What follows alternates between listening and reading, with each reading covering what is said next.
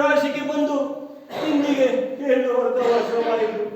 ಅಂದಿನಿಂದ ತಿನ್ನಲು ಅನ್ನವಿಲ್ಲದೆ, ಓದೆಯಲು ಬಟ್ಟೆ ಇಲ್ಲದೆ ನಾನು ಎಲ್ಲಿ ತಿರುಗಿದರು ದಾರಿದ್ರ ದಾರಿದ್ರ ಎಂದು ಕರೆಯುವರು, ಪರಮಾತ್ಮ ಎಂದು ಕರೆಯುವರು.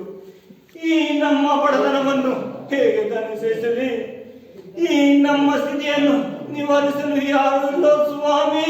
ಎಲ್ಲಿಗೆ ಹೋಗಲಿ, ಎಲ್ಲಿಗೆ ಹೋಗಲಿ? ಈ ನನ್ನ ಮಕ್ಕಳ ಸಂಕಟವನ್ನು ಹೇಗೆ ಸಹಿಸಲಿ ಪರಮಾತ್ಮ, ಹೇಗೆ ಸಹಿಸಲಿ?